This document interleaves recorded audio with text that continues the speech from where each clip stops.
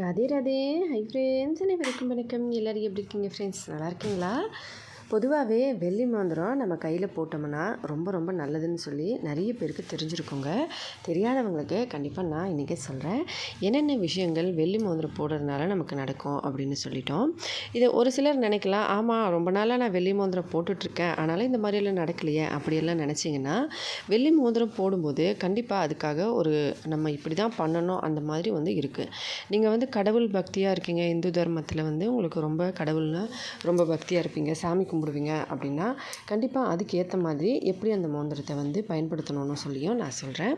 இப்போ வாங்க ஃபஸ்ட்டு வெள்ளி மோதிரத்தை போடுறதுனால நமக்கு என்னென்னலாம் பெனிஃபிட்னு சொல்லி பார்க்கலாம். ஒரு சில வேலைகள் அடிக்கடி தடங்கல் பட்டுக்கிட்டே இருக்குது. ஏதாவது நம்ம ஒரு வேலையாக வெளியில் கிளம்புனா அந்த வேலை உடனே நின்று போகுது அப்படின்னு சொன்னாலும் அதை மாற்ற முடியும்.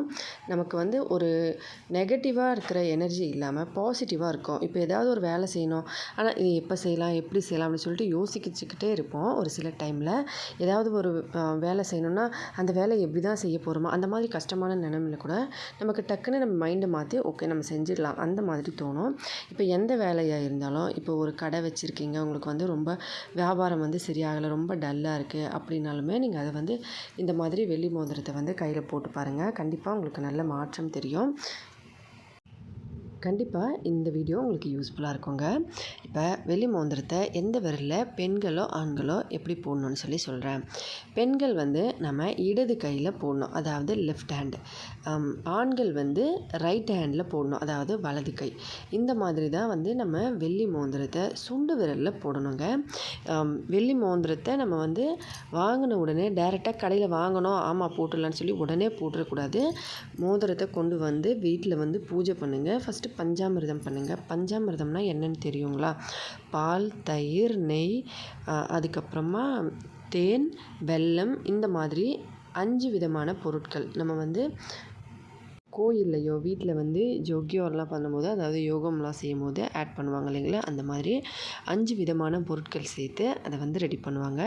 அதில் வெள்ளி மோதிரத்தை போட்டு சாமிக்கிட்ட வச்சு ஃபஸ்ட்டு பூஜை பண்ணுங்கள். அதுக்கப்புறமா கையில் போடுங்க. அப்படி இல்லை நீங்கள் கோயிலுக்கு அடிக்கடி போவீங்க, உங்களுக்கு கோயிலுக்கு போய்ட்டும் பண்ணணும் அப்படின்னு இருந்ததுன்னா, இல்லை வீட்டில் பூஜை பண்ண முடியல அப்படின்னாலும் நீங்கள் வியாழக்கிழமை இந்த மோதிரத்தை எடுத்துகிட்டு சிவபெருமான் கோயிலில் போயிட்டு சாமிக்கிட்ட பூஜை பண்ணிவிட்டு அதுக்கப்புறமா கையில் போடுங்க. கண்டிப்பாக நீங்கள் இது எதுக்காக அந்த மோதிரத்தை போடுறீங்கன்னு நினச்சிட்டு அதுக்காக போடுங்க. கண்டிப்பாக நீங்கள் நினச்சது நடக்கும். ட்ரை பண்ணி பார்த்துட்டு மறக்காமல் கமெண்ட்ஸில் எப்படி இருந்ததுன்னு சொல்லுங்கள். இந்த மாதிரி டிஃப்ரெண்ட்டான நிறைய வீடியோ பார்க்க நம்ம சேனலை சப்ஸ்கிரைப் பண்ணி சப்போர்ட் பண்ணுங்கள்.